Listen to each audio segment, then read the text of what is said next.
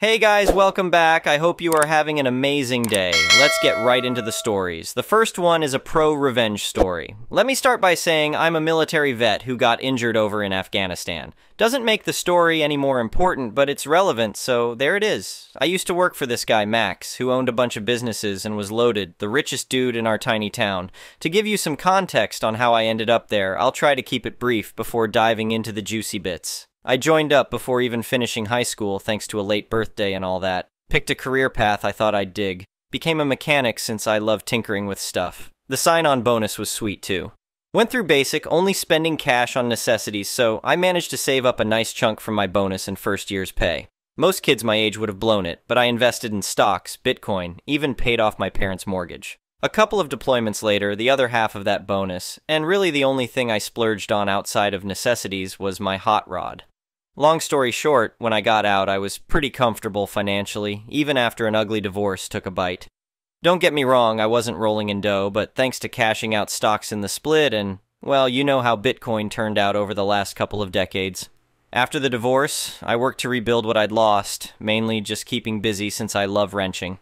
A good mechanic can make decent money anywhere, so I bounced around for about a decade before deciding to settle down in this small town. By then, I was tired of always working on other people's rides and wanted to focus on my own car. Bought a little house, saw the help wanted sign at the local lube joint, figured it'd be easy work to cover my modest expenses. I grabbed an application, getting all sorts of looks from the townies. I'm 6'3", hadn't cut my hair or shaved since leaving the military, full sleeve of ink. Most folks cross the street rather than walk past me. When I handed in my application to the bookkeeper, let's call her Tina, she noticed the vet box was checked and made a note. Later that day, Tina calls, says the owner Max wants to meet me, so I swing by. His eyes bugged out when he first saw me, but my southern charm won him over. He tossed me a calendar featuring his car collection, asked me to name the ones I recognized. Couple Mustangs, a Ford GT, Bricklin SV1, Pontiac Judge, Dodge Demon, Dedamaso Pantera, and a MXT. He was impressed I knew the SV1, we shot the breeze about cars for a bit, offered me the gig, $100 a day, Monday to Saturday, 8 to 6, no OT, but I'd get paid for the full day even if we closed early, one weekday off besides Sundays, eat when I could. Awesome start, no issues for maybe a year. Then Max asks if I can help out covering his other lube shops in nearby towns when guys need time off, says he'll give me $20 extra per day for travel. I agreed, did that for about a year. Then, disaster strikes. Max meets this woman, Jasmine, falls head over heels, gets married within a month. Next thing you know, he's bankrolling her gambling habit. That's when the problems started. One week my paycheck was short, $250, so I asked Tina about it. She said there'd been changes and I should really talk to Max. No problem, I call him up. He shows up with Jasmine in tow. When I asked about the short pay, he blamed it on bad weather and us closing early affecting business. I would have let it go since Max seemed like a decent guy, but Jasmine had to open her mouth. "It's not fair for us to pay you for a full day if you didn't work all 10 hours, she says. I explained it was a negotiated day rate, not hourly, that's why no OT. She claims that's not how it works anymore, I'll only get paid for hours worked from now on. Okay, whatever you say, Jasmine. Fast forward to next week, we're slammed for days, staying open late to get through the line of waiting customers. I even gave up one of my days off to cover a sick co-worker, so what should have been an easy $800 paycheck was only $600. I called Max. He says that's the agreed $100 per day rate. I reminded him about the previous week's deal. It is what it is, he says. At this point, I'm pissed, and of course Jasmine waddles in asking what I'm idioting about now. I flatly told her I worked 80 hours yet only got paid $600. She looks at me and goes, "You're contract labor. You agreed to $100 per day. Why would we pay you more?" I turned to Max, asked if that's how it was going to be. "You heard the lady," he says. I went home, figured I was only working to cover living expenses anyway. The job wasn't that hard. Not like the other options in town were assembling sheds or working the chicken plant. Next week, though, one of the guys I work with is getting reamed by Jasmine in front of customers over some made-up OSHA violation about tinted safety glasses. She's yelling about being a co-owner responsible for regulations, which was total BS. The guy just didn't want to deal with glare. Like a T-Rex attracted by movement, her shouting drew her attention to me walking in. "You got something to say, you big idiot?" she barked. I just kept walking and told Tina she needed to have a serious talk with Max before Jasmine's mouth wrote checks he couldn't cash. Tina just said she kept the books, didn't want to get involved. This behavior continued for another year until I hit my limit. On the day I decided to maliciously comply, I was in a foul mood to begin with. Woke up to news that a buddy who saved my life in Afghanistan had been killed by a drunk driver. Not wanting to deal with anybody's crap, I told the shop I'd work the pit all day just to leave me be. The guys knew something was up. I never expected to have to deal with Jasmine that day since I was at the shop farthest from HQ and away from all the casinos. But of course, she showed up with Max in tow, storms into the pit screaming for him to look at this mess. Which was just me having the most commonly used oil filters staged on my drums for easy access instead of waiting on the other guys to hand them down. I'd always done it that way, Max knew and never cared. But he comes down, talks to me like a teenager. Clean up this pigsty.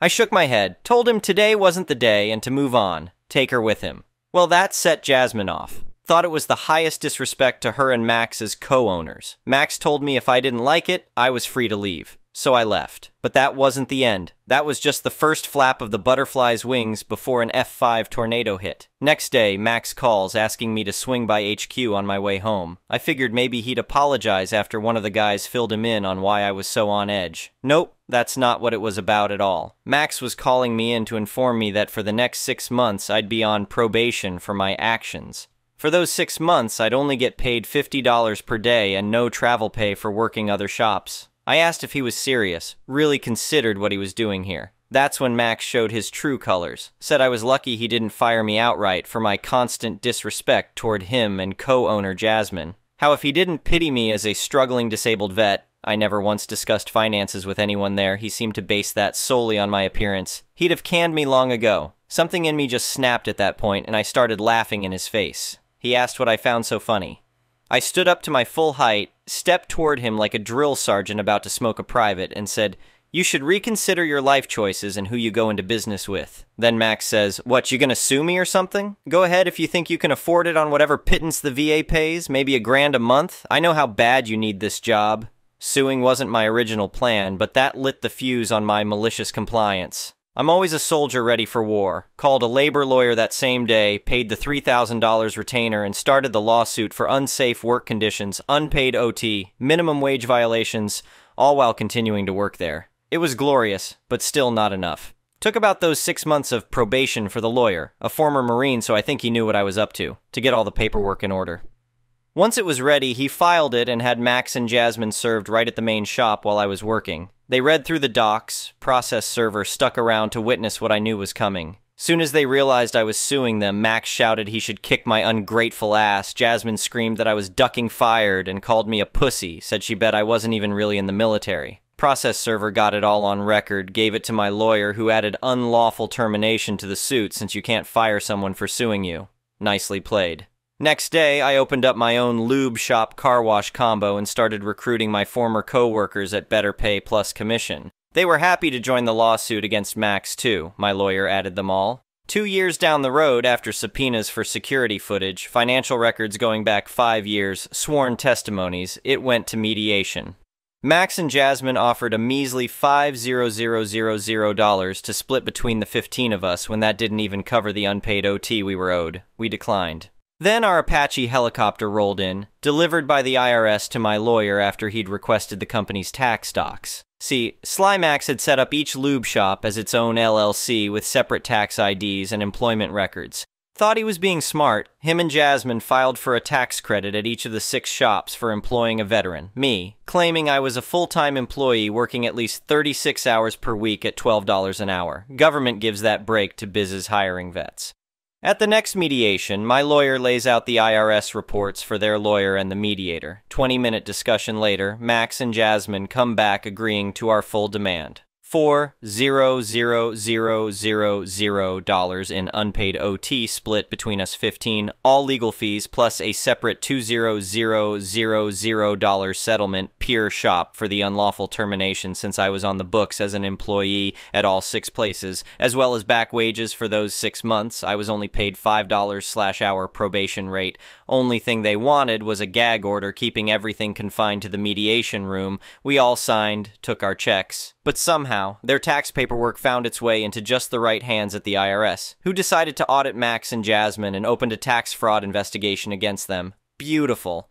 I sold the shop I'd opened to the guys who joined the lawsuit. They each paid me $8,000, washed my hands of the whole mess, put my house up for sale, moved away. Did go back about 8 months later, though, because the lawn care guy got arrested and the city was threatening $100 per day fines if I didn't get it in code. Mowed it myself while I was there. Stopped into the realtor's office to check on selling. Who do I see working the front desk but old Tina? She couldn't spill the beans fast enough. Max had filed bankruptcy, trying to avoid going totally broke after taking a plea deal. Probation for tax fraud, had to pay back all those unpaid taxes. Jasmine took off with some rando casino guy. I asked Tina if she knew who turned in that fraudulent tax paperwork to the IRS. She said no idea. And what happened to Max's car collection? Check the parking lot behind the office before you leave, she tells me. Sure enough, pulling out, I see a bright green Bricklin SV1 sitting there. Max had started selling off his babies early and cheap, hoping to buy them back once the bankruptcy was sorted. To this day, I don't know for sure who, if anyone, flagged that paperwork for the IRS. My theory is whoever was compiling it all for their scam noticed something hinky and reported it, but however it went down, it couldn't have happened to a more deserving pair of losers. The next one is an entitled people story. I've always been a bit of a car enthusiast. Ever since I was a little kid, I've loved tinkering around under the hood of old cars, taking engines apart and putting them back together again. So when I turned 16 and got my license, the first thing I did was start saving up for my dream car, a 1968 Ford Mustang. I spent months scouring classified ads until I finally found the perfect one, a red 1968 Mustang convertible with white racing stripes.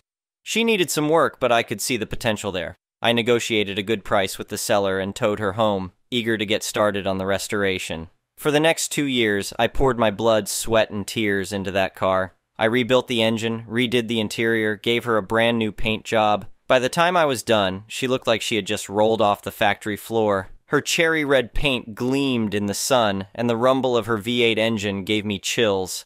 I named her Ruby, and taking her out for a spin always put a smile on my face. When I turned 18, I moved out of my parents' house and into a little rental house with a garage out back.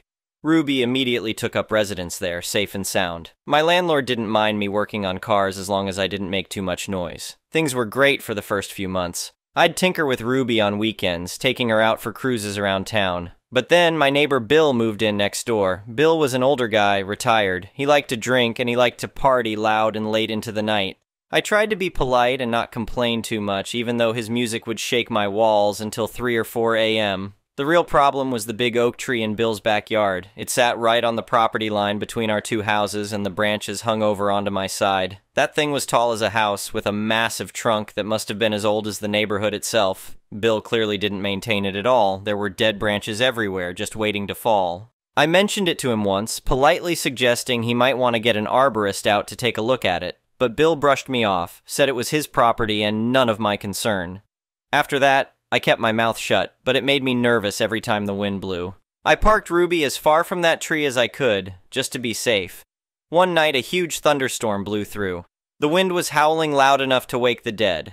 At about 2 a.m., I was startled out of bed by an almighty crash outside. I ran to the window and my heart just about stopped at what I saw. That giant oak tree had come crashing down and it was laying right across the roof of my garage, and Ruby inside. I threw on some clothes and ran out into the storm, shouting for Bill to call cop. But he just stumbled out onto his back porch, drunk as a skunk as usual, and stared blankly at the fallen tree. So much for counting on neighbors in an emergency. As soon as the fire department arrived, I begged them to check on Ruby. It took hours for them to chainsaw through the branches and haul the tree off. The roof had caved in on part of the garage, but Ruby was towards the back. One of the firefighters gave me a thumbs up. Amazingly, she was still intact. I just about cried, I was so relieved. But when I finally got to take a look, my relief turned to anger. That tree had done a number on my baby. The roof came down right on her windshield and caved in the whole front end. The paint was scratched all to hell, and her back end got squished when debris rained down. My heart sank, realizing how much time and money this was going to take to fix. The very next morning, I went over to Bill's house and told him what happened. I tried to stay calm, but my anger spilled out. That tree had been a danger for a long time, I told him. He knew it could fall any time, especially in a storm, but he ignored it, and now Ruby was paying the price. I made it clear I held him 100% responsible, and he needed to pay for the repairs. Bill got real defensive. He said it was an act of God, not his fault at all. He said he had no obligation to maintain that tree or care if it damaged my property. I stood my ground and said I had documented the tree's poor condition. This wasn't just a freak accident. It was negligence on his part. After arguing back and forth for a while, he finally said he'd rather let his homeowner's insurance fight it out than pay a dime. I decided right then and there to take Bill to small claims court. I knew legally the tree was considered his property, so I gathered all the evidence I could. Photos of the damaged car, the fallen tree on my garage, even a report from an arborist on the tree's poor condition. On the day of court, Bill showed up looking cocky. He started in with his arguments, claiming the storm was unforeseeable and he shouldn't be responsible for an act of nature. But I presented my evidence clearly, making my case that this wasn't just a random event. His negligence made the damage inevitable eventually.